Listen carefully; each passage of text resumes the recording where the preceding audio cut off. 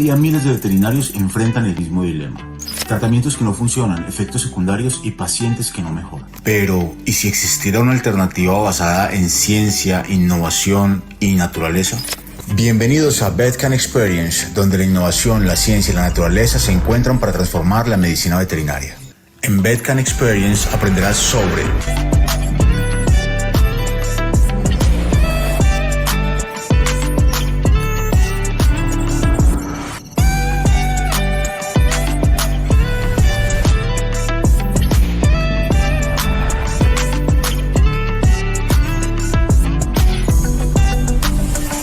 Este evento no es solo teoría, es práctica, son casos clínicos reales y herramientas que podrás aplicar desde el primer día. Hoy te vamos a hablar de nuevas y mejores soluciones para tus problemas. Este evento, el VetCan Experience, es mucho más que una simple conferencia. Es un evento que te dará herramientas para aplicar en tu día a día como veterinario y además te permitirá acercarte a casos clínicos reales hablados por los profesionales y veterinarios que lo trataron directamente. Ahora la pregunta que queda es, ¿estarás allí para presenciarlo con nosotros? Acompáñanos en el próximo evento del VetCan Experience.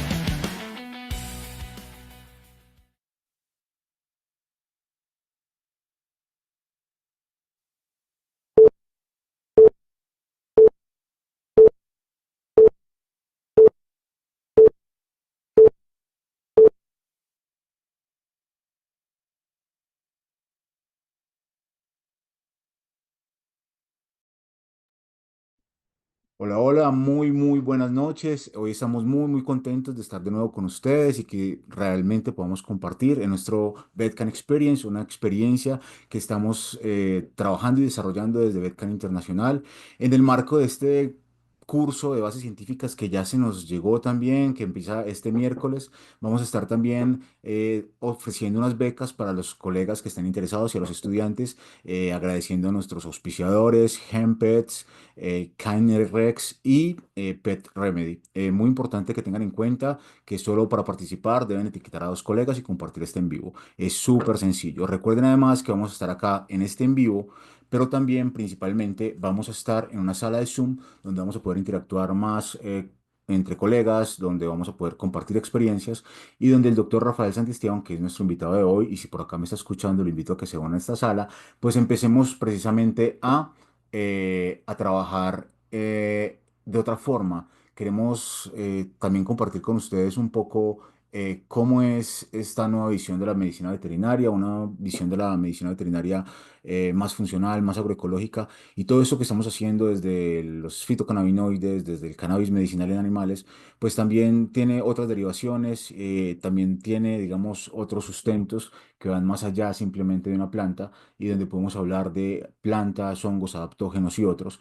Y hoy, pues precisamente es lo que queremos invitar a hablar es qué hay más allá del CBD, qué es lo que realmente está llegando en estos nuevos temas, cómo estamos hoy por hoy frente a este tema del sistema endocannabinoide, qué nuevas actualizaciones hay, pero sobre todo, qué está pasando con estas nuevas moléculas que están llegando, como el PEA, que es un cannabinoide sin duda, pero no es un derivado del cannabis. Y eso lo vamos a hablar precisamente con nuestro invitado del día de hoy, que entiendo que ya por acá se está conectando, el doctor Rafael Santiesteban. Doctor, muy buenas noches. ¿Se encuentra por aquí en la sala de Zoom y en Instagram o solo por acá en Zoom? John, ¿cómo estás? Buenas noches. John, ¿me escuchas? Doc, ¿me repite, por favor? ¿Me escuchas, John? Sí te escucho, Doc, te escucho perfectamente. Ok, mira, estoy tratando de conectarme en Instagram, pero mira que no me da. Estoy aquí, le di solicitar unirme, pero no me Mira, a ver. permite. Aquí como que ya, aquí como que ya. A ver, aquí. Ahora sí, por ahí te escucho. Hola, John. ¿Cómo está, mi Doc? ¿Cómo va todo? Oye, bien. Estoy aquí un poquito enredado con esto, pero creo que ya. Sí, sí, ¿Me pasa, escuchas pasa. bien? ¿Me Le escuchas bien? recomiendo tal vez poner silencio el computador y habilitar el micrófono del Instagram, que entiendo que ya está Pues habilitado. mira que yo por ahora estoy escuchando bien. ¿Tú me escuchas bien? Ahora sí te escucho perfecto. Ok, ¿Qué bueno, más, bien. Doc? Bienvenido, muchísimas gracias por estar acá con nosotros. Gracias, John, gracias. Doc, por acá antes de saludarlo y presentarlo, o más bien pedirle que se presente brevemente, voy a saludar un poco acá a los colegas que se conectan porque siempre se me olvida. Les agradezco profundamente a los 60 colegas que están viéndonos en este momento en nuestra sala de Zoom y a todas las personas que nos ven por redes sociales, Instagram y Facebook. Rápidamente al doctor Gabriel desde el Estado de México, un saludo, al doctor Rodrigo en Panamá, desde Puebla también nos saludan, desde Chile, la doctora Paula. Desde el doctor Mario Rendón también, qué bueno que estén por acá todos, muchas gracias desde Panamá, la doctora Armijo, desde Aguascalientes, el doctor Enrique Caballeros, desde Chile, la doctora Alicia, desde Nicaragua nos están saludando también el doctor Excel, también desde Perú el doctor Asdrúbal, desde Venezuela la doctora Ana, desde Chile la doctora Paula, desde Buenos Aires, desde Ciudad de México, desde Bogotá y qué bueno que desde Cali también nos estén viendo. Muchas gracias por estar acá conectados, nos encanta que estén Bueno, acá, ya siguen uniéndose en Zoom. Muchas gracias por estar acá. Realmente es un honor para nosotros poder compartir con nosotros una noche de lunes, que a veces es tan difícil en nuestro día laboral, arrancar con tantas ganas y seguir acá conectados. Doctor Rafael Santiesteban, es un conocido de por acá, pero me gustaría en esta ocasión que usted se nos presente. Cuéntenos un poquito qué está haciendo, qué ha sido su rollo de su vida académica, como para empezar a romper el hielo. bueno, yo soy médico veterinario zootecnista egresado de la Universidad de Caldas hace ya más de 13 años. Doc, en este momento no te estoy escuchando por acá por Instagram. Tal A vez ver, soy yo. ¿ahora me escuchas Ahora ya? sí. ¿Me escuchas? Perfecto. Sí, sí, sí, Listo. perfecto. Bueno, yo soy veterinario zootecnista egresado de la Universidad de Caldas hace más de 13 años. Desde ese momento, pues me dediqué tanto al trabajo de pequeños animales en clínica y también en la docencia y la investigación, siempre vinculado en el área clínica a hospitales veterinarios de las universidades. Entonces, Universidad de Caldas en mi maestría y en un diplomado que hice allá. Luego pasé a varias instituciones del eje cafetero, muy importante. Estuve en Unizar, en Santa Rosa de Cabal, que usted está disfrutando seguramente ese delicioso clima. Y pues estuve allí entre estar en la clínica, pero también estar como recibiendo esta información, transmitiendo pues esta manera en que se repiensan muchas cosas de cómo hacemos nuestro trabajo como médicos veterinarios. Y pues a raíz de eso, pues uno se va exponiendo a muchas cosas, ¿no? Parte de lo que estamos hablando es de la evidencia y bueno, pues el análisis de eso y lo que se nos presenta, pues nos pueden llegar con muchas cosas, hay muchas opciones. Tenemos que empezar a pensar mejor esas opciones, cuándo, en qué momento, qué sustancias y sobre todo qué efectividad tienen y qué pueden ayudar. Y justamente en eso, subvalorado y empiezo por aceptar eso, estaba el tema del cannabis. Fue hasta que entró de una manera muy dura para mí a través de eventos académicos grandes, particularmente el Colegio Americano de Medicina Interna, cuando empecé a ver que habían trabajos muy serios siendo socializados allí en los eventos. Pues eso me abrió a mí mucho más la mente a entender que esta evidencia viene de muchas partes y que pues esto constantemente hace evolucionar para bien en nuestro ejercicio. Genial, Doc. Nos disculpan allí en la sala de Zoom un poquillo, que tenemos a veces un retorno de sonido. Estamos ajustando todo para que sea mejor, pero por acá en Instagram esperamos que también esté mejorando el sonido porque ahorita también presentamos fallas, presentamos excusas. Acá estamos precisamente con el doctor Rafael Santisteban. Doctor, se le escuchó perfectamente bien todo lo que nos contó. Muy interesante el tema académico, pero me encantaría saber que nos contara un poquito. ¿Cómo llegó al tema de los fitocannabinoides ya específicamente? No, yo sé la historia, pero hay muchos colegas que no. Y es muy interesante porque de alguna forma cada colega que viene por acá y nos cuenta cómo se acercó al método, o más bien a la parte académica de la planta de cannabis, porque obviamente todos en nuestra vida hemos escuchado hablar de esta planta, pero no tal vez en los mejores escenarios. Entonces es muy interesante cada colega cómo se acercó a ellos y cómo llegó a interesarse por este tema. Cuéntenos un poquito en su parte profesional cómo llegó a esta planta y cómo hizo para definitivamente decir, bueno, sí, esto tiene que funcionar. Bueno, pues yo creo que en ese aspecto, pues yo la verdad nunca tomé en serio muchas de las atribuciones terapéuticas del cannabis. A decir de verdad, John, cuando yo me egresé, pues eso solamente era una materia en toxicología. Eh, Sin embargo, sí se tenía, o sea, yo lo tenía como un espectro de un tóxico, pero también entendía de que, pues, era como esos de algo debe pasar porque hay mucha, o sea, se usa bastante y pues de alguna manera uno siempre lo ha escuchado, ¿no? Tanto en la literatura, en el cine, de muchas maneras, ¿no? Siempre como con esa connotación controversial y yo venía detrás de eso. Eh, em, Antes de todo esto que yo te dije académico, también tuve la oportunidad de conocerte, lo cuento. Precisamente mi mamá sufría de artritis, entonces una colega mutua, digamos, como que me habló de tu trabajo y de que podíamos mirar esa opción. Y yo le dije, bueno, y me acuerdo exactamente por qué busqué tu número. Eso también es muy importante, es porque estábamos en una, pues en la sala de los profesores y estábamos hablando en un break sobre un dolor de muela terrible que tenía un colega. Y la colega que te digo, amiga mutua, tenía esta presentación de aceite de cannabis. Y él simplemente, bueno, pues con ese gran dolor que estábamos haciendo chistes sobre eso, se lo aplicó y para él fue como un alivio inmediato. Era una muela pues también como muy, no sé si había exposición pues de radicular, yo no sé qué sería, pero eso es lo que llamamos una muela coca, pero eso le calmó tanto que él se llevó el frasco y me acuerdo que él estaba tomando un tiempo, un break y se fue con ese frasco para Perú. Él viajó con un amigo también que ya no está. Cuando volvieron, lo primero que hizo fue sacarse la muela porque se le acabó el frasco. Me decía, me contaba. Y él es mucho más escéptico que yo. Sin embargo, eso me causó bastante curiosidad, el hecho de que haya tenido eso. Entonces inmediatamente pensé en mi mamá. Pensé, bueno, y mi mamá que hace tantas cosas con eso, vamos a ver cómo le va. Y posteriormente mi mamá pues adquirió como el tratamiento, empezó. Y luego ya volvió a mí pues a través de los eventos académicos, cuando yo empecé a verlo en el Congreso Americano, yo iba a sustentar un póster de mi maestría y en las salas había un cronograma que a ti te dan una revista y tú revisas como a qué quieres atender y había un trabajo que decía receptores cannabinoides en el perro.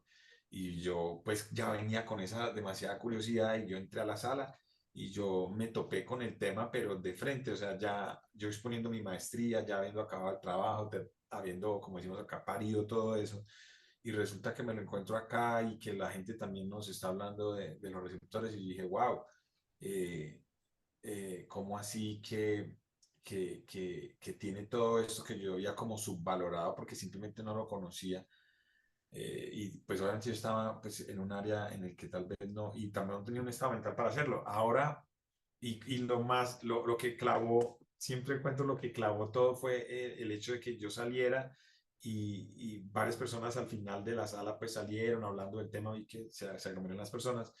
Y yo hablé con una chica que también tiene como educativo allá en Estados Unidos y tenía un botón y pues estaba informando, también estaba pues haciendo abogacía por la educación, era técnico veterinario. Y pues cuando están las identificaciones, entonces ella vio que yo era de Colombia y me dijo, "Oh, ok, tú eres de Colombia, tú debes saber mucho de eso", y me golpeó el hombro y yo ahí sentí como que no, yo no conozco mucho, no conozco nada de esto. Entonces, pues justamente tú vas a los eventos académicos es para darte cuenta de eso, y cuando te lo presentan en la manera en que lo presenté, adquirió otro significado. Y yo creo que es parte de lo que luego vine a apoyar y que muchos siguen haciendo hoy en día. Y es eso, ese cambio de mentalidad permite también mejorar el cuidado, ampliar nuestra perspectiva, reevaluar muchas cosas constantemente, incluso los mismos pacientes. Uno reevalúa sus casos dentro de su misma historia o la narrativa de ese caso. Entonces, es bueno. No, muy interesante. La verdad, tenía un poco la historia, pero no tenía tantos detalles y me parece muy bueno porque al final del tema creo que parte de lo que hacemos o mucho de lo que hacemos es esta educación continuada, estar en los congresos ya en la educación presencial, hacer nuestros propios congresos y definitivamente es súper importante para nuestra vida profesional actualizarnos, mantenernos como muy atentos a lo que va pasando porque eso está cambiando mucho. Y al final, los antiguos científicos y los antiguos chamanes también decían que todo es circular y que todo vuelve un poco al inicio. Y creo que un poco la veterinaria está volviendo en cierta parte al inicio. Tal vez en algún momento la medicina, creo yo, pudo haber perdido un poco el rumbo, pero siento que de alguna forma estamos retornando a temas que antes fueron medicina y que por temas que no nos compiten a nosotros como veterinarios, temas legales principalmente o económicos, pues dejaron de serlo o por intereses económicos no se han estudiado profundamente. Entonces es interesante que esta planta y otras se puedan estudiar. Doc, un tema ya un poco más ligero como para seguirlo conociendo.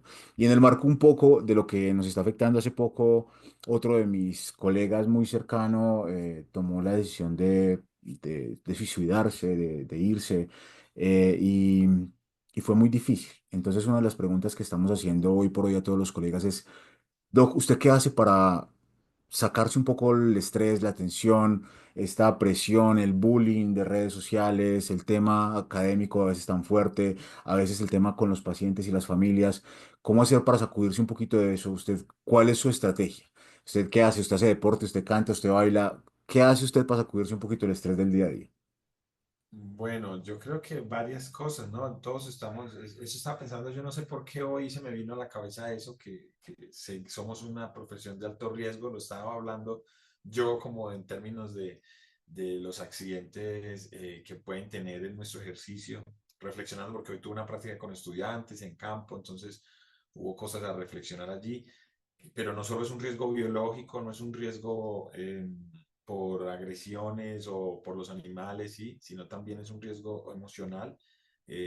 Justamente lo que mencionas, el cuidado de los animales, el nivel de entrega que se puede tener también puede costarnos eso. Y en general, no solo con los animales, sino con el entorno, personas muy sensibles.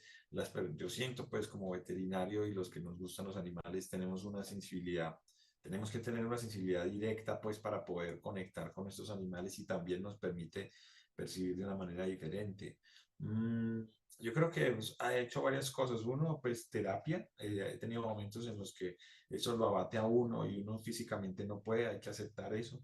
El cerebro en últimas es el que toma nuestras decisiones de alguna manera. Si lo vemos desde un punto de vista mecánico, pues es algo que tiene que tener un cuidado particular y pues ese cuidado empieza con conversar, hablar, entendernos un poco y eso es bueno cuando es alguien que está afuera y que puede de alguna manera neutral empezar a conocerse. Es difícil, eso también uno pasa por varios, hay que conectarse con las personas. Me recomendaban uno mucho el humor negro, es uno de los enemigos del ego también. Entonces el humor negro para mí es súper importante, es uno de los grandes enemigos del ego.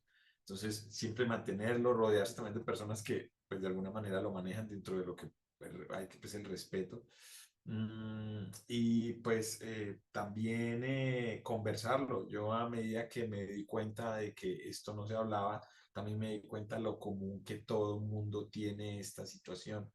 Entonces yo creo que conversarlo es como cuando uno empieza a hablar de ese tema, muchas personas simplemente se callan, pero empiezan a escuchar más, empiezan a darse cuenta también de que sí, de que todos pasamos por difíciles momentos, las familias también nos afectan por los efectos que tienen pues los animales y el deterioro de su salud. Pero pues yo creo que esas cosas, canto a veces también, me ayuda mucho como con eso. Y pues estar confiado en el acompañamiento de nosotros como veterinarios. Los equipos de trabajo veterinarios también tienen que detectar alarmas tempranas.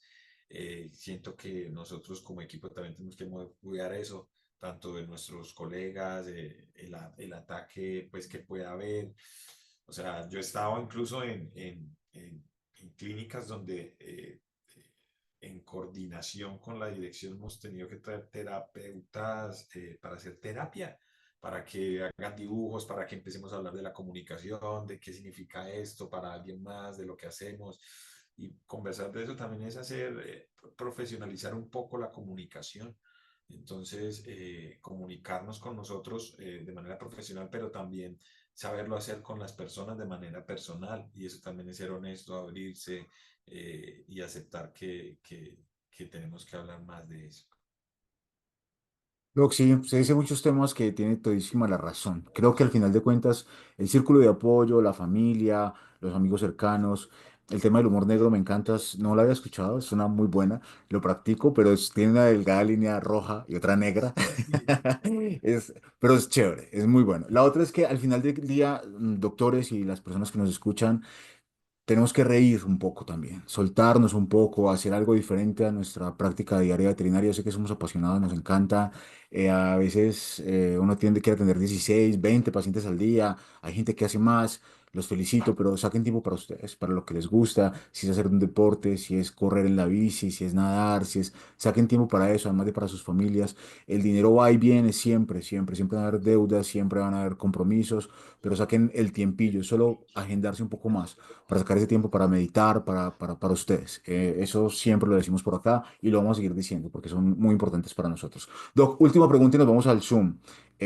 Reitero, en este momento estamos sorteando una beca para todas las personas que quieran participar, solo tienen que compartir en la historia este en vivo y etiquetar a tres colegas que estén interesados en el tema. Entonces, vamos con la última pregunta, Doc. Es muy sencilla, Doc. Cuéntenos un poquito en rápidamente un caso que haya visto con CBD o con cannabis medicinal que le haya marcado, que usted haya dicho, uy, este caso me llegó al alma, esta familia fue muy bonita, o bueno, algo que le haya llamado la atención desde lo académico, científico o particular emocional. Cuéntenos un poquito, Doc.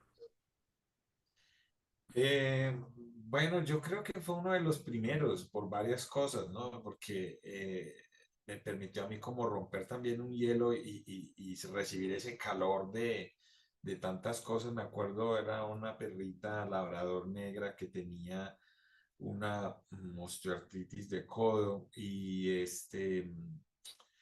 estábamos analizando el caso y queríamos darle terapia analgésica, pero tenía una trombocitopenia y sospechamos que tuviese una infección por el líquido. Entonces, pues dentro de las cosas que estábamos hablando, era que tenemos que encontrarle una opción al paciente. Entonces, si bien no teníamos ese AINES, ¿qué más podíamos manejar nosotros? Entonces, dentro del análisis que hicimos en el caso, pues también teniendo ya el entorno, y el entorno es que estamos viendo en Colombia, ya teníamos algunos reportes particularmente, y yo ya tenía como ese, haber vuelto de allá, entonces dije, bueno, esto tiene receptores, entonces hay que conectarse con eso, ya había un estudio de seguridad también, entonces, pues teníamos esa donación y llevamos el caso pues fue, digamos, muy bueno porque pudo ganar movilidad mientras se recuperaba de esa infección y pudimos manejar el dolor con otra estrategia, siempre pensando en el paciente, pero también recuerdo haberlo llevado a eventos, entonces me acuerdo que fui, ahora estoy aquí en Medellín, antes yo estaba en Santa Rosa, pero aquí vinimos para el ENICIP, el Encuentro Nacional de Investigadores en Ciencias Pecuarias, y traje el caso clínico. Entonces, en ese caso clínico, pues lo hablé de cannabis en animales y pues trataba como de empezar a replicar lo que yo había visto allá. Yo dije, vea, esto tiene estos receptores, estos ya están descritos, hice la revisión de literatura y de por qué lo estaba usando en ese paciente, la justificación médica basada en la evidencia, mostrando lo que ya teníamos. Pero pues al final recuerdo que se me acercó una doctora, yo creo que era especialista, y se me acercó y me preguntó, la preparación tenía THC, mm, y una de las cosas que me dijo es, ¿por qué usaste THC? Entonces, pues digamos que yo le conversé en ese momento que pues era lo que teníamos disponible para el paciente, porque era una donación académica, pero que pues estaba convencido que Colombia también tenía ese escenario para empezar a contar eso. O sea, si nosotros tenemos estos casos y tenemos estas sustancias naturales, pues tener un escenario honesto para decir, vea, tenemos aquí, esto pasó muy bueno, esto no pasó tan bueno, y por ahí empieza la evidencia, de hecho empiezas con los casos clínicos, pero, y es donde hay más impacto, porque cada vez que tú preparas eso y cada vez que tú preparas un paciente, ¿y qué voy a hacer con este caso? Sobre todo al nivel de que tú avanzas a especialistas, pues tú volcas más tiempo es hacia dónde vas a ir, hacia dónde vas, el siguiente paso después de tener un diagnóstico claro y un seguimiento estratégico, es simplemente eso, buscar qué hay más, por eso estás atendiendo a eventos académicos, recoges eso, luego lo replicas, aprendes más y pues eso me permitió también conocer gente, contactar gente y pues aquí seguimos. Compartir, muy interesante todo lo que nos cuenta. Realmente hay casos que nos marcan y nos gusta mucho esto compartirlo también con las familias, con las personas que nos escuchan, con las personas que después van a ver este video. Y bueno, y con esto vamos cerrando nuestra transmisión en redes sociales. Así que todos los colegas que quieran seguir compartiendo con nosotros y ya empezar a hablar del tema particular que nos atañe hoy, que es más allá del CBD, las nuevas perspectivas de los cannabinoides. Específicamente vamos a hablar un poco sobre uno que nos ha llamado mucho la atención y que es muy nuevo, pero si quieren seguir hablando, siguen por acá por Zoom. Ahí les dejamos en la link en bio y el link en las historias. Así que nos despedimos de Instagram. Un abrazo, muchísimas gracias por seguirnos por acá. Nos vamos a ir despidiendo también de Facebook en este momento. Vamos a salirnos de aquí de Facebook. Eh, y a ver si vamos a hacerlo por aquí. Ya, salimos de Facebook y nos quedamos solamente en nuestro Zoom. Segundo, me salgo por acá de mi video. Listo, mi doc. Ahora sí, entrando en materia. Muchísimas gracias a todas las personas que siguen por acá. ¿Cómo se comparte el video en un pantallazo? Rápidamente. En este momento está ya seguramente un video subiéndose. Cuando suba el video pueden compartirlo en sus historias y pueden agregar el link. Si no agregan el link, no hay ningún problema. Simplemente compartan y etiqueten a los tres colegas. Con eso ya quedarán para la beca. Recuerden que acá dentro de la sala vamos a estar también rifando otras tres becas gracias a nuestros patrocinadores. Entonces estén muy atentos los que quieran estar en nuestro curso de bases científicas. El doctor Rafael Santisteban va a estar dando varias charlas. El panel está buenísimo, son más de 15 profesores de diferentes países. Así que estén muy atentos. Todo va a ser súper sencillo, súper fácil. La idea es que ustedes se animen a interactuar con el doc. Así que todas las personas que quieran hacer sus preguntas en vivo van a participar de estas tres becas. Y las personas que prendan su cámara al final para la foto final del que siempre tomamos clásica del selfie, ellos también, si se etiquetan y nos comentan allí cuando publiquemos la foto, ya quedan también para la beca, participar para tres becas de este live, de este Bedcan Experience. Doctor Rafael Santisteban, ahora sí, el escenario es todo suyo, estoy viendo la pantalla. Estoy Sí, ¿me viéndolo escuchas perfectamente y bien? escuchándolo perfectamente. Si quiere, puede iniciar cuando usted guste. Ok, bueno, gracias, John. Bueno, entonces, como veníamos hablando, pues justamente el tema para darles como una abrebocas, al menos para lo que yo les voy a compartir dentro de otras cosas, es justamente esto. A medida que vamos aprendiendo más de muchas cosas y sustancias y este sistema endocannabinoide, pues también se abren también posibilidades que al principio, hace un par de años, pues son teóricas y que hoy en día también tenemos estudios y que esa es la progresión natural para poder entender con precisión justamente qué podemos hacer por los animales. Entonces vamos a hablar de estos cannabinoides emergentes, vamos a tocar el SEC. Bueno, entonces, para como aglomerarnos de nuevo sobre este tema, eso lo ampliaremos también, sus particularidades, pero sí hablar de que el sistema endocannabinoide es un hecho en la fisiología de los mamíferos y todos los animales cordados, y es un sistema de regulación fisiológica en el que participa para controlar la homeostasis en dolor, inflamación, manejar apetito, estados de ánimo, el sueño, la memoria, muchas funciones. Es un sistema genéticamente conservado que tienen todos los animales y que está compuesto de receptores. Estos receptores son un gran grupo que llamamos canónicos a los receptores CB1 y CB2, que fueron los receptores que descubrimos se conectaba al THC y que luego descubrimos los endógenos, los ligandos endógenos de estos receptores, por eso los llamamos endocannabinoides, y son el 2-AG y la anandamida. Y el tercer componente principal son las enzimas que sintetizan y degradan estas sustancias. Adicionalmente a estos canónicos que podemos decirles, decir CB1 y CB2, 2-AG y AEA, perdón, y las enzimas lo llamamos nosotros el sistema endocannabinoide clásico o el que está estrictamente definido como tal.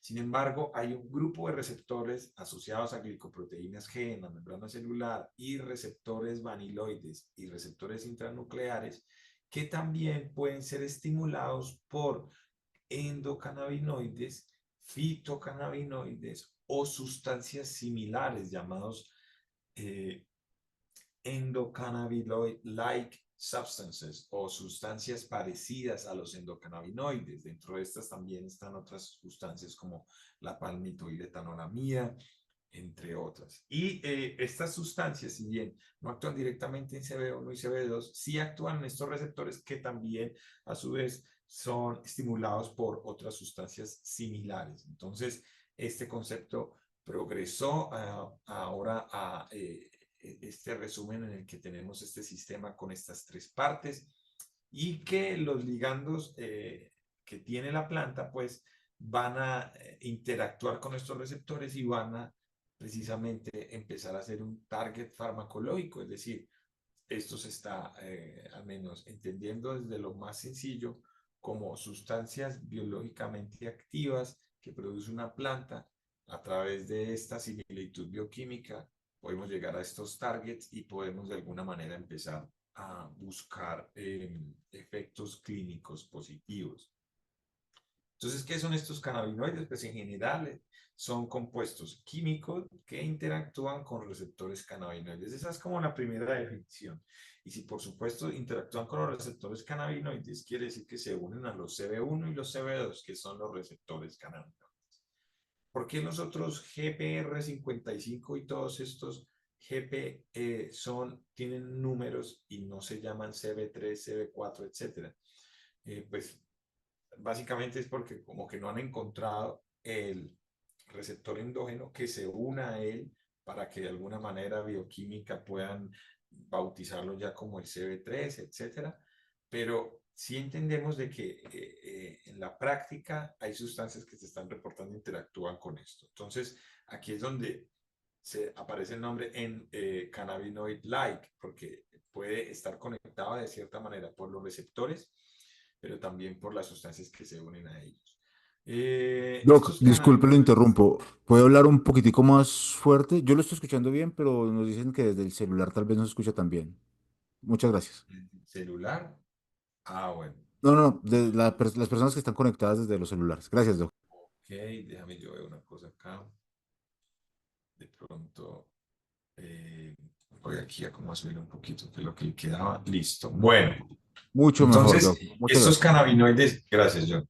Estos cannabinoides, entonces, son sustancias químicas que interactúan con estos receptores. ¿Listo? Estos están en el cuerpo de los animales y estas sustancias fueron primeramente descritas en cannabis sativa. Este fue el descubrimiento de Rafael Menchulá, el THC. Estos, como fueron los primeros, pues son fitocannabinoides, son sustancias que luego obviamente descubrimos a dónde se unían, pero hoy las conocemos como fitocannabinoides. Están de manera natural en la planta. El THC y CBD son los más conocidos. Sin embargo, siempre se ha hablado de que la flor del cannabis, pues en últimas es un cóctel de muchas moléculas cannabinoides, que estas son las que producen o que fueron las primeras en ser descubiertas, pero no quiere decir que sean las responsables totales o parciales o únicas de los efectos medicinales. Es más, hay muchas otras que se producen en muy pocas cantidades o que se consumen en pocas cantidades que tal vez ni siquiera sepamos hoy en día qué puedan hacer. Unos grandes grupos de estos son los fitocannabinoides ácidos, THC, CBD, tienen precursores que están naturalmente en la flor en forma ácida, CBDA, THCA, CBGA. Estos se llaman fitocannabinoides ácidos. De hecho, este es un grupo que ya había venido trabajándose, pero se está diversificando en términos de la evidencia. Cuando nosotros hablamos de evidencia es que entramos a buscar estudios de esos huepuchas que son súper completos y cumplen con un poco de cosas que de alguna manera nos da mucha más tranquilidad y que de alguna manera es como la punta de lanza de la medicina. Y ya vemos, por ejemplo, como de 5 años para acá solo era CBD y entraron a ver estudios de CBDA que los empezamos a socializar aquí también en red, y ya podemos hablar de que hay estudios con CBG y CBGA, y en caballos, y en perros, estudios clínicos. Entonces, digamos, eso es parte de la diversificación que vamos a hablar pues, en las charlas. Luego tenemos los endocannabinoides. Estos son producidos, o sea, son sustancias químicas que interactúan con los receptores, pero que son producidas naturalmente. Estos son los endocannabinoides, anandamida o los araquidopyroides.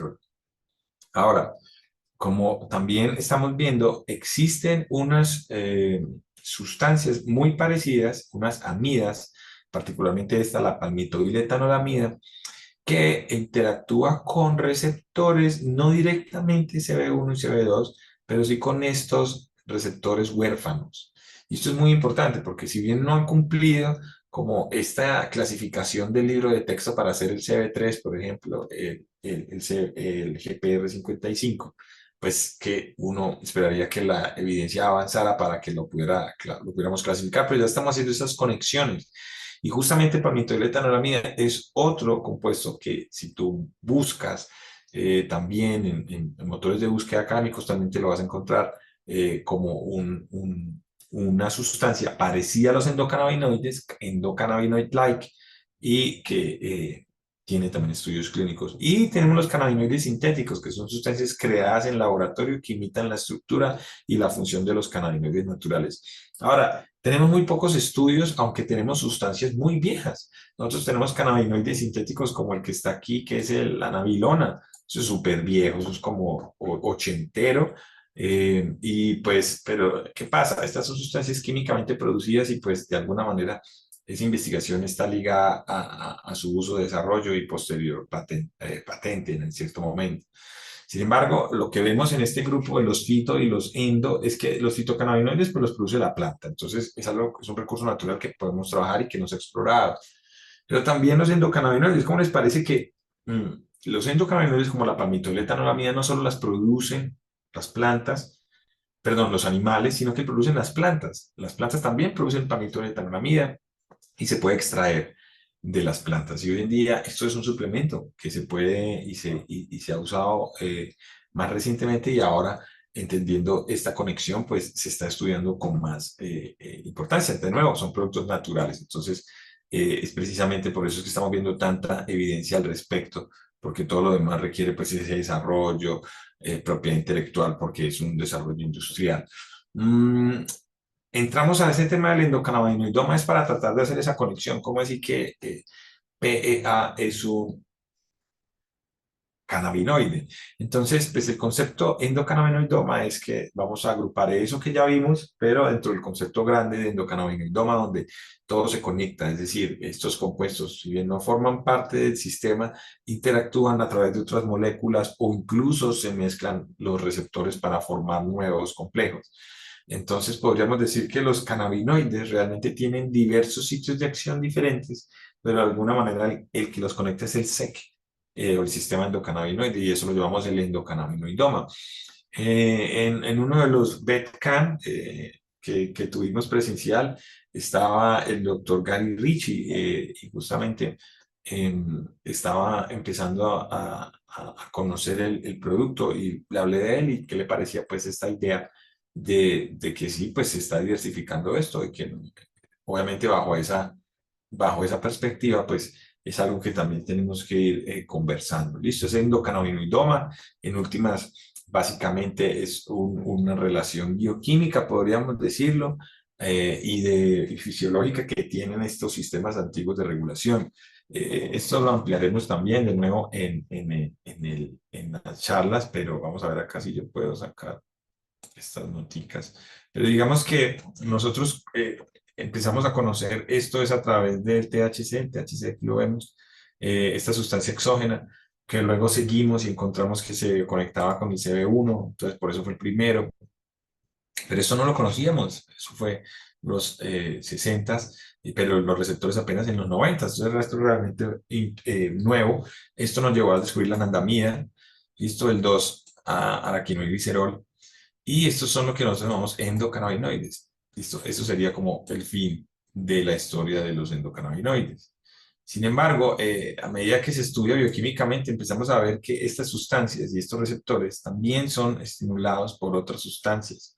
Entonces tenemos, por ejemplo, la palmitoidina-etanolamida, que está acá, esta es una N-acetiletonolamida, y ella interactúa con este receptor TRPV1, que este es un receptor vaniloide, está en la membrana celular, y también con el GPR55. Ahora, ¿estos por qué son importantes? Porque justamente estos también, el CBD es el que interactúa con ellos. Vean que el THC no interactúa con receptores directamente. CBD actúa a través de estos otros. Y el TRPV1, que lo activa la palmitoideometamida, también lo puede activar el 2-araquinoiglicerol, que es un endocannabinoide. Este GPR55 que lo vemos acá, él también puede ser estimulado por otras sustancias. Aquí lo vemos por palmitoletanolamida, pero el CBD también. Y nosotros vemos acá los receptores nucleares. Este es el receptor nuclear PPAR-alfa, que es activado por CBD, CBDA, y también palmitoiletanolamida. Todas las N-acetiletolamidas actúan sobre él. Y obviamente cada uno de los receptores tienen una asociación específica dependiendo de la función homeostática, y esto es solo como el inicio. Si ustedes ven, hay varias líneas que se conectan porque hay diferentes compuestos que también juegan un papel importante. ¿Listo? Ahora, lo importante del dibujo es volver a entender que tenemos muchas sustancias, que apenas empezamos a conocer estas como posibilidades, pero esto nos abrió todo este panorama de receptores y incluso sustancias endógenas que aún hoy estamos entendiendo. Entonces, este endocannabinoidoma es, pues, digamos, este gran descubrimiento que hoy en día sigue creciendo. Esto precisamente avanza. Estas son unas, digamos que, screenshots de las búsquedas que obtuve en PubMed. Esto fue que hace 3 días, 4 días que estaba preparando la exposición. Me tomé otra vez, entré, puse cannabinoids veterinary, que es como 2 palabras claves muy genéricas, y ustedes ven la distribución, por ejemplo, que vota la plataforma, 606 resultados, la gran mayoría agrupados en las últimas décadas. Obviamente esto es porque tiene que haber un desarrollo científico, hay un interés científico, hay un interés médico que ha sido creciente y que no ha parado. Y si buscamos sistema endocannabinoide, vemos que la curva empieza, bueno, esto lo dio la plataforma, ¿no? Pero desde el 93, un poquito después de el descubrimiento del receptor. Entonces vemos, por ejemplo, desde los 60 cuando se descubrió el THC, pues empezamos a hablar de cannabinoides, sustancia cannabinoide que tiene el cannabis, y después descubrimos el receptor, entonces empezamos a investigar en esto de que hay un sistema endocannabinoide, y aquí vamos, 168 publicaciones en solo este año, en Veterinary Cannabinoids 29 solo este año, estos fueron hace un par de días, a menos que tienen esas dos palabras claves. Entonces, interesante, es decir, esto venía de, sí, efectivamente no hay evidencia, a tener evidencia. Pero, ¿qué evidencia es? ¿Qué nos dice? ¿Cómo la adaptamos a la clínica? Esto es el gran secreto, no es solamente decir que hay evidencia, sino qué nos dice, cómo la interpretamos y cómo la traducimos con seguridad al paciente. Es la clave en últimas. Porque nosotros podemos poner en evidencia todo lo que está debajo de esa sombrilla y ahí cabe todo, pero realmente tenemos que empezar a hacer ese escrutinio y justamente entender cómo el cannabis es justamente esta posibilidad de que tenemos muchas sustancias biológicamente activas aquí en los tricomas. Esto es un close-up que nos mostraría justamente esto, que vemos como esto aquí es un error, este es el CBG, que es el precursor, tenemos CBDA, y pues todas estas sustancias, por ejemplo, este CBG es el precursor de CBD, ¿sí? Y justamente esto es algo que puede pasar en la planta de manera natural, dependiendo de la genética. Pero vamos ahora a entender de que muchas de estas otras sustancias están aquí y que tienen la posibilidad también de ser estudiadas, utilizadas, concentradas, extraídas y pues analizadas para poder realmente ver realmente qué más sustancias puede tener esto. Nosotros hoy en día no es muy loco pensar, pero pasa esto, o sea, hay hasta animales que nos dan medicamentos, hay, no sé qué es, un lagarto del cual extrajeron un medicamento que hoy en día ha revolucionado enfermedades endocrinas, y es un animal. Y aquí tenemos una planta que también tiene estas sustancias y que pues ya están armadas, la naturaleza los arma. Busquemos qué es lo que nos puede dar en términos médicos a través de este método. Entonces, hemos hablado mucho del CBDA. El CBDA es el ácido cannabidiólico eh, y se llama así, CBDA, ácido cannabidiólico. Cuando llega la descarboxilación, después de que adquirimos como el CBG a forma ácida a través de la CBD sintetasa, aquí lo transforma en CBDA. Así es como está naturalmente en la planta. Eso lo veremos también. Y luego, posteriormente, cambia de forma por ese proceso de temperatura y se convierte en CBD. Pero el CBDA se sabe y hay documentos académicos al respecto sobre que es un inhibidor de ciclooxigenasa, cosa que no hace CBD, por ejemplo. Y también actúa sobre receptores vaniloides y receptores asociados pues a expresiones de citoquinas. Entonces, de hecho hay estudios clínicos en prurito, CBD se ha estudiado en estudios clínicos en también hay estudios en epilepsia de CBD A y CBD, la mezcla de los dos. Entonces ya no es solo uno, sino la mezcla de los dos y es una mezcla específica CBD A, CBD, eh, que también es algo novedoso. Entonces no es solo ya uno o dos, sino que se mezclan estos dos o estos dos otros y esto puede generar otro espectro, pero entonces esto también generaría otros efectos, entonces hay que empezar a descubrirlo y justamente parte de eso es seguir este método que estamos viendo en el que vamos aislando las sustancias, las vamos reportando y nos van cortando pues qué es lo que se encuentra. CBDA es uno, vamos a hablar de él porque pues, ya hemos hablado y también de lo que ha salido nuevo sobre esta sustancia. Otra que ya conocemos es la palmitoiletanolamida desde el punto de vista como sustancia endógena, es un ácido graso endógeno, pero que también está en animales y en plantas. Entonces, de él sabemos que puede tener propiedades antiinflamatorias, analgésicas y es un modulador de las respuestas de daño tisular. Esto es porque tiene, como es una palmitoiletanolamida, estas etanolamidas son mensajeros de reguladora homeostásica local inflamatoria. Y y al menos en piel ha habido estudios que también conversaremos sobre palmitil-etanolamida en enfermedades cutáneas, particularmente en pacientes con atopía. Y esto es un suplemento, al menos lo que sé en América es que es considerado así.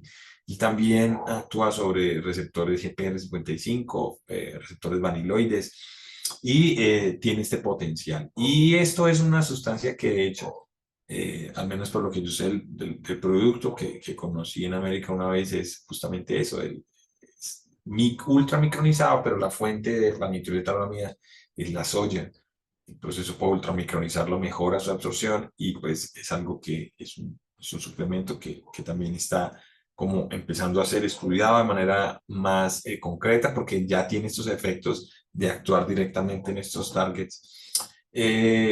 Hablemos del cannabigerol también, el CBG se está tomando, ya hay varios países que tienen presentaciones con CBG, bien sea el cannabigerol CBG o el ácido cannabigerólico, que aquí sería ponerle la A, que es lo que le falta es para que quede bien, CBGA. El CBGA entonces sería como la forma ácida, entonces el CBGA es el ácido cannabigerólico.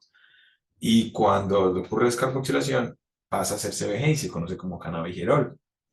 Sabemos que tiene una afinidad muy baja por CB1 y CB2, pero sí puede interactuar con receptores vaniloides y los receptores nucleares, el PAR-alfa. Ahora, esto ya digamos que lo es conocido, pero también vemos, por ejemplo, en ese trabajo, vamos a ver dos, que trabajan justamente esto. Ácido cannabidiólico, o sea, en este caso CBGA, y o combinado con CBG, o sea, con cannabigerol, para manejar el dolor y el bienestar animal, en este caso en equinos con osteoartritis crónica. Esto está publicado en Frontiers Veterinary Science el 10 de diciembre del año pasado.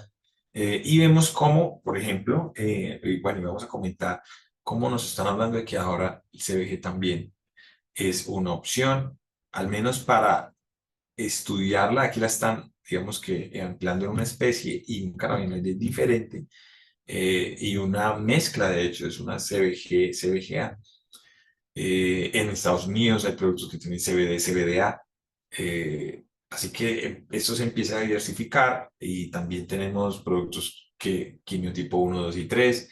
Entonces esto sería como un quimiotipo 2 de CBG y CBGA, podríamos decirlo así. O al menos pues es una relación. Habría que mirar muy bien exactamente cuál es la proporción de cada uno, pero entender que esto cambia y que justamente este es un ejemplo. Hay otro también trabajo un poco más antiguo de CBG en perros que vamos a ver.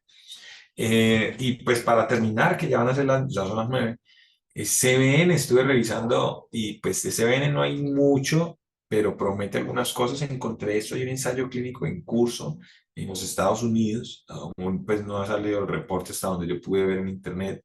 Esto es tomado directamente de la página web, esto es una compañía que está haciendo este esfuerzo de ensayo clínico y pues está utilizando CBN. Vamos a ver qué pasa con sus reportes, pero esto se está diversificando y justamente es lo que vamos a hablar dentro de todas estas recopilaciones documentales que se hacen de lo último que se está viendo. Bueno, entonces les agradezco mucho por la conexión, John. Super. Oh, qué interesante. Muchísimas gracias. Bueno, Doc, antes que nada, animamos a todos los colegas que enciendan su cámara, que prendan su micrófono si quieren hacer alguna pregunta y que nos cuenten un poco qué piensan de todo este tema. Me gustaría mucho también saber de estos colegas que están en otros países, si alguno ya ha utilizado estos productos, porque acá en Colombia, si bien hay una legislación muy amplia, realmente al final del día no es que uno pueda encontrar fácilmente CBG o PEA para mascotas. Sin embargo, acá en Colombia sí se puede llegar a utilizar a adquirir el PEA. Ya lo estoy averiguando, es caro, pero se puede utilizar, puede llegar y bueno, va bien. Pero bueno, están todos invitadísimos a que prendan la cámara. Ahorita al final vamos a hacer siempre nuestra foto ideal, perdón, nuestro selfie ya tradicional. Y Doc, tengo unas preguntas que nos habían escrito acá mientras los colegas se deciden a participar. Una es, de todos esos cannabinoides que nos está contando hoy, que hay varios que ya hemos escuchado sonar bastante, hay varios productos que ya traen otros fitocannabinoides, pero de todos, Doc, ¿a usted cuál le da más curiosidad? ¿Cuál le gustaría investigar o cuál cree que tiene más potencial? No, Digamos, yo creo que de pronto me gustaría CBG.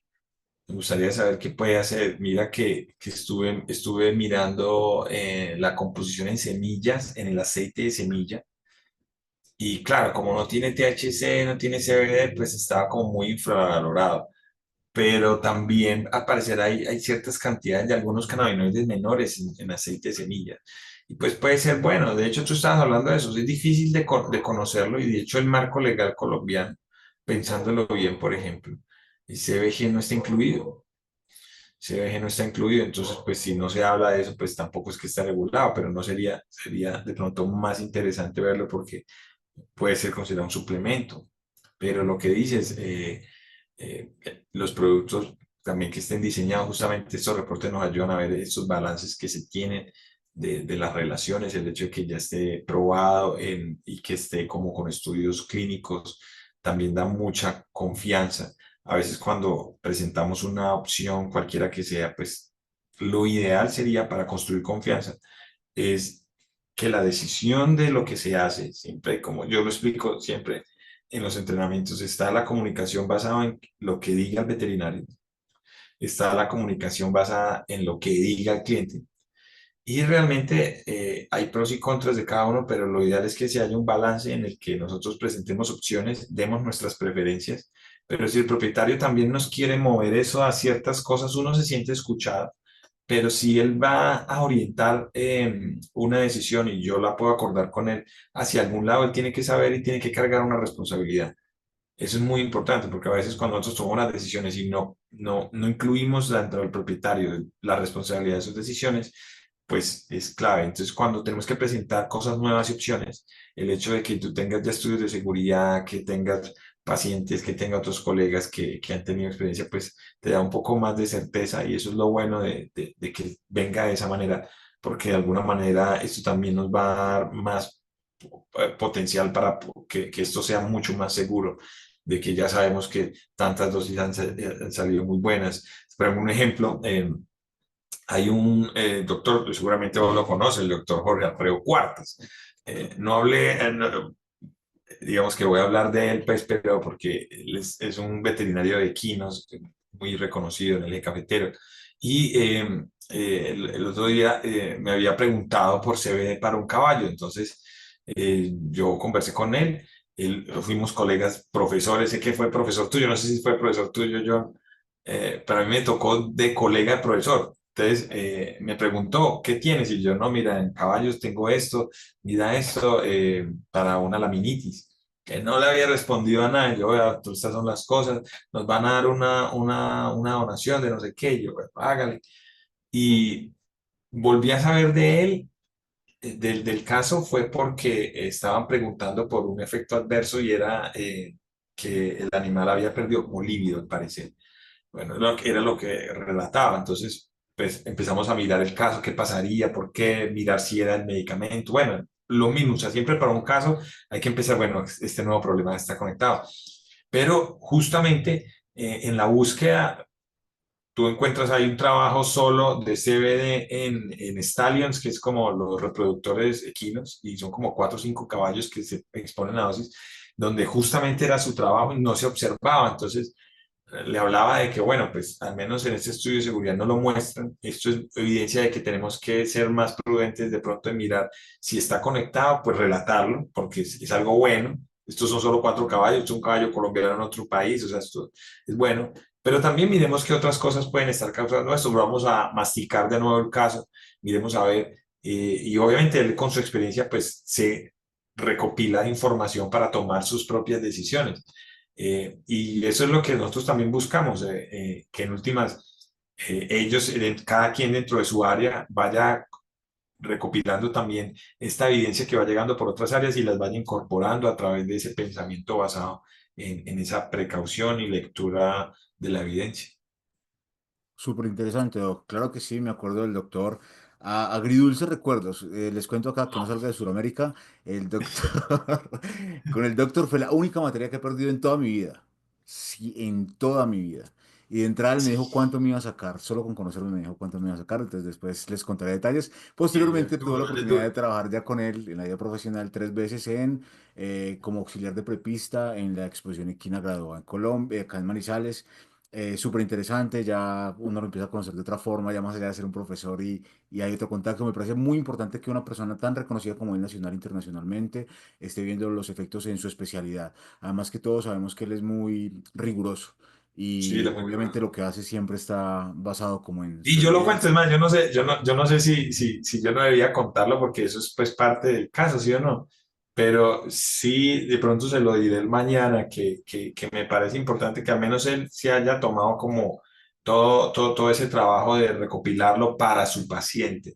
Y no solo es como quedarse con la duda, sino empezar a buscarlo y constantemente siempre tenemos eso y a veces vamos aquí y allá recopilando todo eso, teniendo las charlas y es muy bueno. Y justamente esta opción tiene que llegar a los pacientes que lo necesiten a través de ese ojo clínico que cada vez evoluciona más y que nosotros construimos. Súper interesante, Doc. Bueno, por acá unos saluditos, nos saludan desde Argentina, la doctora Nadia, que luego por acá conectada. Un saludo a todos los que veo por allí conectados también con cámara encendida, que reconozco, por ahí a la doctora Alicia, por ahí un saludo al doctor Gus y a todos los que están por acá conectados. Muchas gracias por estar por acá de corazón, qué bueno que nos volvamos a ver. Por acá también el doctor Dagoberto nos saluda desde Medellín, desde Costa Rica también el doctor Francisco, y por acá nos dan ya algunas preguntitas. Una preguntita del doctor Oscar muy interesante, nos dice... muy interesante, precisamente. ¿Hay casos de atopía tratados con cannabinoides, Doc?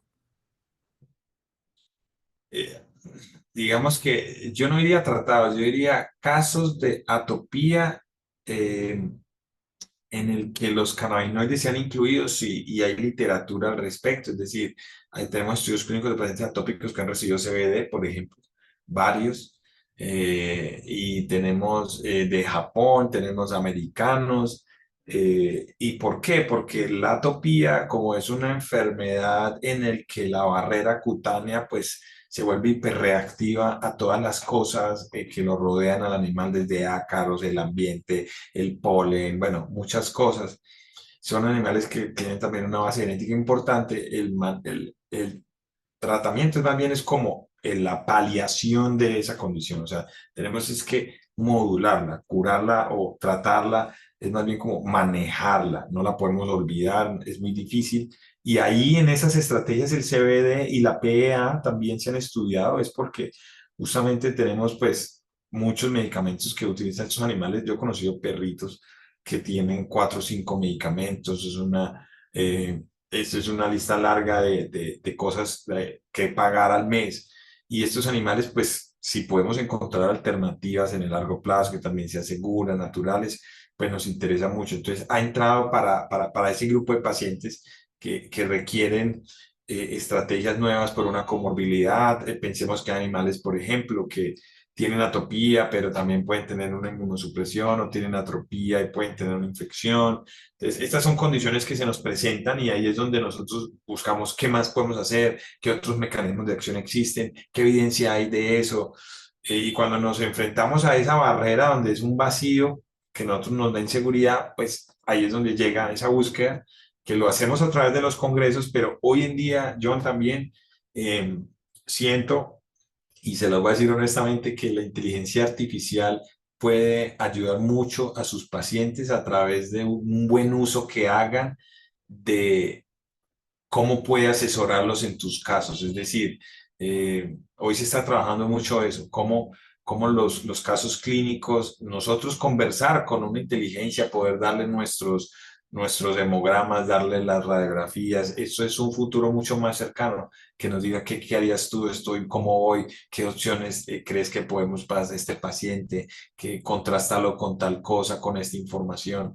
No es que reemplacemos esto, lo que podemos hacer es acelerar algunas cosas que nos costaban buscar información, que el artículo tal. Hay muchas cosas que ya no las compilan y nuestro trabajo es normalmente verificarlas, que es lo que es más importante, verificar eso. Nosotros estamos haciendo unos trabajos para ver qué es lo que puede hacer para un veterinario estas IAs generativas o los LLMs. Entonces tú le subes radiografías, le subes imágenes y él te dice esto es un eritrocito, esto parece una fractura de hueso, de fémur, pero también tú le subes un coprológico y dice que hay un parásito y no es ese sino otro. Y eso se llaman alucinaciones, alucinan mucho. Y pues nos puede pasar a nosotros porque estamos mal entrenados, porque percibimos mal la realidad, porque no hacemos buenas preguntas, porque no nos comunicamos bien. Entonces, eso también va a revolucionar mucho, que entendamos mejor las cosas y que no nos afanemos. Nuestros casos clínicos requieren ese cuidado, sobre todo a nivel de especialidades, cuando tenemos enfermedades crónicas como el cannabis, que ayuda bastante. Todo eso va a ser una revolución muy buena y la idea es que lo analicemos con mucho más detalle. Tenemos ahora muchas más herramientas para obtener la información, pero nunca podemos aplazar es cómo nosotros al final la integramos. Nosotros somos los que tomamos la decisión y siempre es informado con todo eso que aprendemos. Si es Doc, muchísimas gracias. Si quieren pueden levantar la mano si alguno quiere participar. Vamos a dar prioridad al que quiera hablar en viva voz o la que quiera hablar en viva voz con muchísimo cariño. Tengo acá Yo varias preguntas. Son quisiera, unas preguntas, perdón, por ahí alguien habló. yo quisiera hacer una pregunta. Por favor, Samuel, te escuchamos. Yo, me interesó la parte del PEA y quisiera saber, a qué, como, en qué aspectos lo pudiéramos utilizar. Si es en heridas, pues, expuestas o para, tal vez, posoperatorios, no sé, me pareció interesante esa parte. Bueno, Samuel, a ver, la palitaneta que yo he conocido es un producto oral que se da ultramicronizado por vía oral y esto es un suplemento, al menos conozco y vi la información de un producto comercial en Estados Unidos eh, que tiene ultramicronizado, pero también sé que como es un suplemento, también se encuentra a través de otros medios. Esto se hace sobre todo, lo he visto en literatura médica veterinaria, es asociado a reducir la inflamación cutánea en pacientes con enfermedades crónicas de la piel. Em, pero pues esto es el giro que le dieron digamos, para el producto. Sin embargo, esos suplementos también se pueden usar para otras cosas y hoy en día reducir la inflamación crónica es algo muy importante. Justamente le achacaron mucho ese poder terapéutico a los omegas. Los omegas también recibieron como toda esa boom de esto te puede controlar mucho la inflamación y demás. PEA está por ese lado. Pero también es muy importante saber hasta dónde esto de verdad es clínicamente significativo al punto de poder orientar un caso hacia ese lado. Y estos reportes sirven mucho para eso.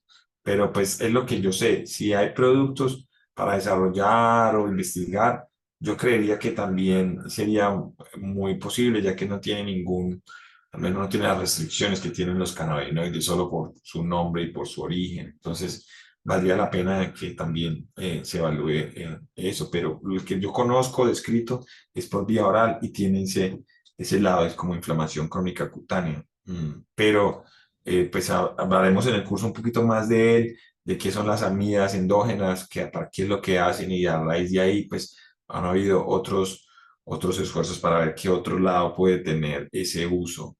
Entonces, pasa, de hecho, hace unos días también justamente leyendo información, había un reporte que nos hablaba de albuterol, creo, creo que era albuterol o no, o no sé qué medicamento, que tiene un efecto adverso es que reduce el potasio, pero justamente lo probaron para bajar el potasio a gatos sanos, lo bajó muy bien, o sea, en menos de 30 minutos redujo el potasio sérico y ellos dijeron, bueno, pues esto le fue bien a la gente sanos, pero ¿por qué lo estamos evaluando? Es porque los gatos con enfermedad renal, cuando tienen esa elevación de potasio, es que como la bajamos y ellos lo lograron con ese medicamento en 30 minutos. Entonces es un efecto adverso, pero en ese momento particular ya lo están mirando qué es lo que puede hacer eso. Entonces, los medicamentos pueden desviarse dependiendo de su espectro y lo que nos da. Por ejemplo, el otro ejemplo, el sildenafil, que estaba siendo estudiado para unas cosas y terminó un efecto adverso siendo su uso para humanos en el caso de disfunción eréctil. Entonces, esto también es muy importante, entender que estas sustancias tienen unos targets farmacológicos comunes con el sistema endocannabinoide que están entrando pues en el estudio, pero que nosotros tenemos que hacer esa decisión final, conocerlos, informarnos y también ver esas posibilidades científicas. Gracias, Doc. Últimas dos preguntas, porque en aras del tiempo no vamos a alcanzar a contestar todas. Lo que dice el doctor es muy cierto. En el curso vamos a profundizar bastante sobre el tema, sobre diferentes temas. Y los invito a dos cosas. Una, participar en las becas. Tenemos varias becas, varios concursos. Gracias a nuestros patrocinadores por ello. Pero también se agotan los cupos. Ya nos quedan muy pocos. Los que quieran también comprarlo directamente pueden estar en nuestra página web y acceder a él. Va a estar súper bueno. Créanme que es una actualización y un curso para los que nunca lo han hecho. Es genial y les va a permitir iniciar su tratamiento, el tratamiento con sus pacientes. Y esto me lleva, Doc, a la siguiente pregunta que nos pareció súper interesante y es, ¿qué papel tienen los médicos veterinarios hoy por hoy en la educación de las familias multiespecie que vienen en ascenso? En Colombia ya va sobre el 65%, un dato que casi me estalla la cabeza y lo dio el DANE, para estos temas, o sea, ¿cuál es el rol realmente del médico veterinario? Hoy por hoy es súper complicado que las empresas o los productos salgan en televisión o que salgan en radio, solamente pueden salir en revistas indexadas. Pero al final del día, quienes terminan consumiendo o quienes terminan interesando en este tipo de productos y para quienes se legisló es para los pacientes.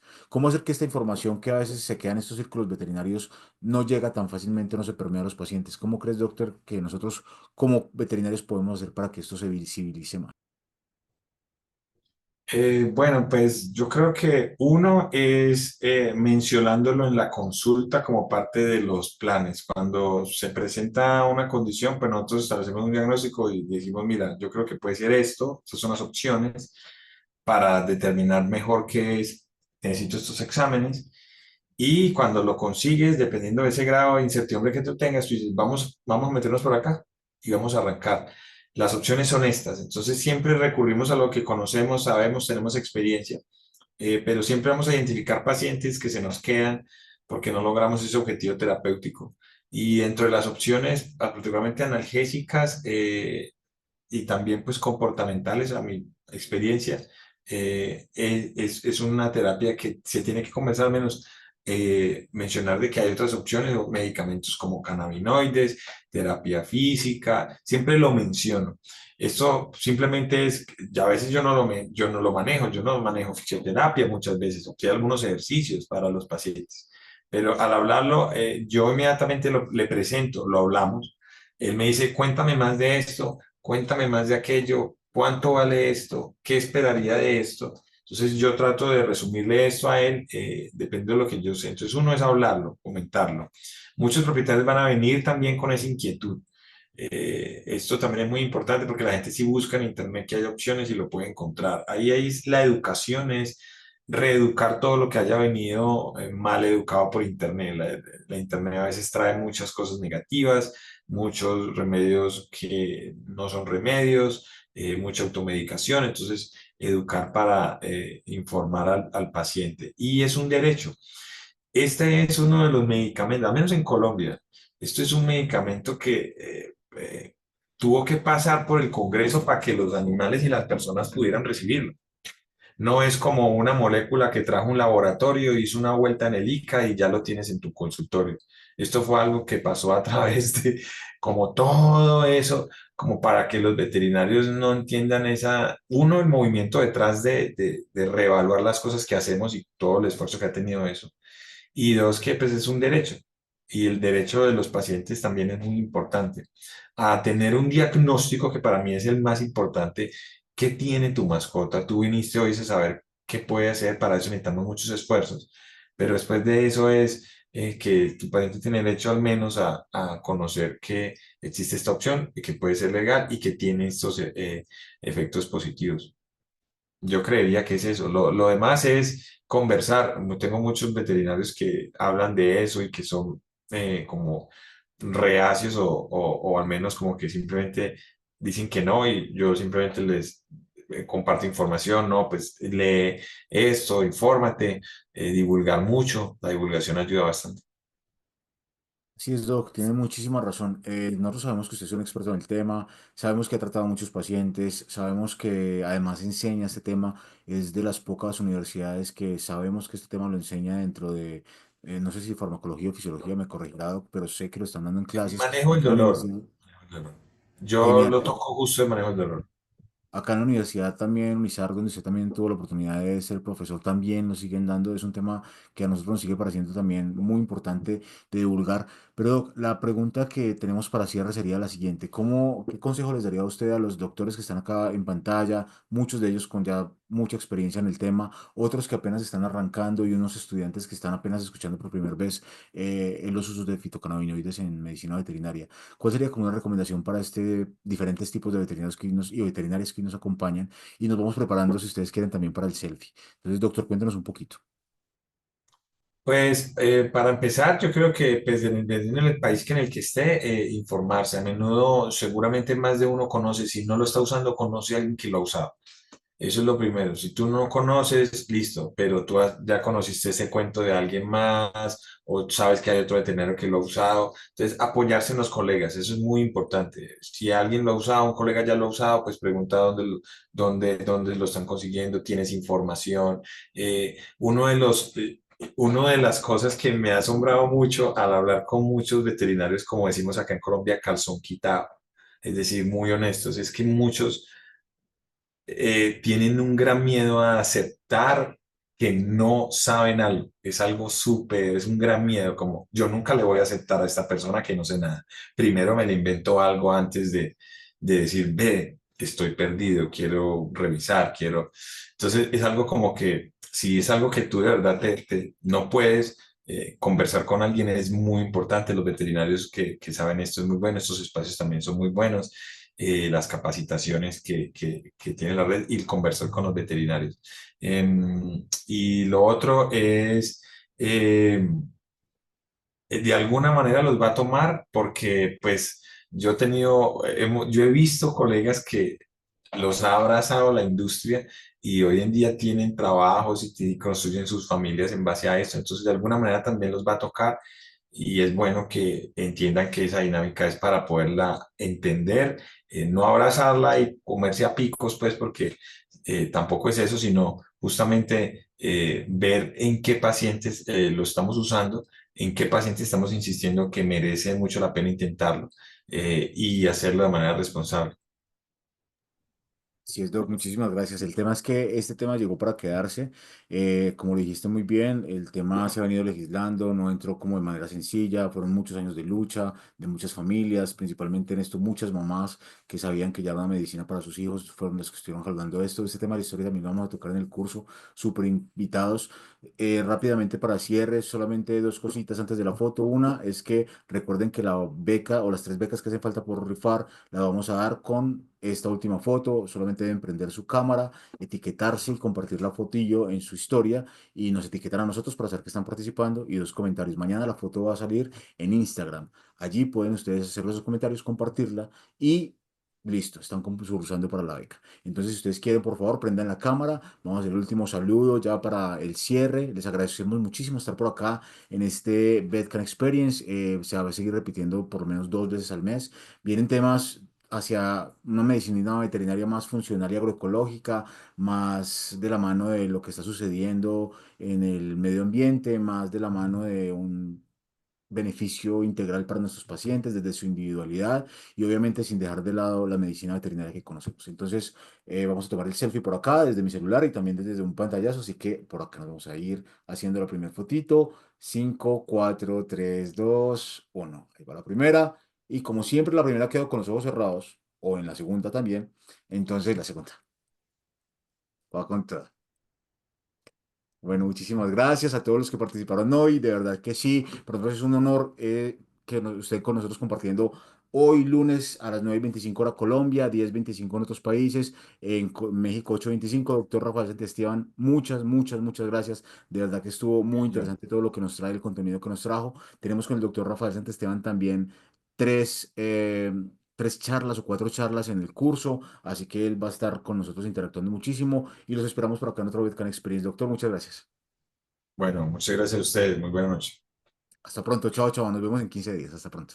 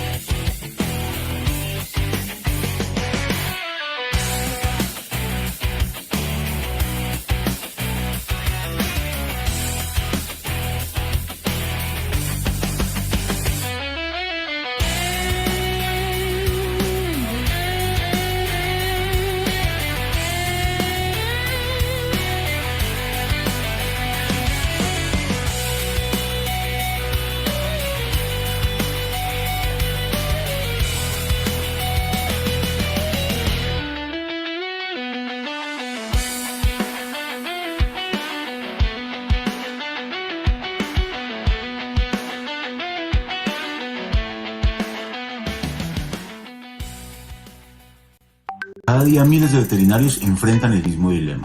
Tratamientos que no funcionan, efectos secundarios y pacientes que no mejoran. Pero, ¿y si existiera una alternativa basada en ciencia, innovación y naturaleza? Bienvenidos a VetCan Experience, donde la innovación, la ciencia y la naturaleza se encuentran para transformar la medicina veterinaria. En VetCan Experience aprenderás sobre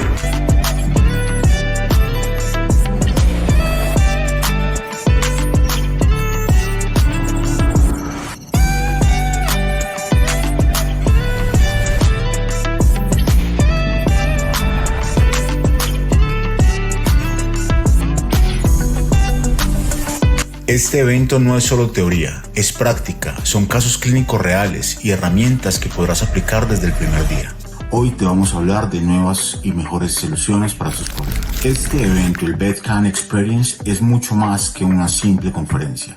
Es un evento que te dará herramientas para aplicar en tu día a día como veterinario y además te permitirá acercarte a casos clínicos reales hablados por los profesionales y veterinarios que lo trataron directamente. Ahora la pregunta que queda es, ¿estarás allí para presenciarlo con nosotros? Acompáñanos en el próximo evento del VetCan Experience.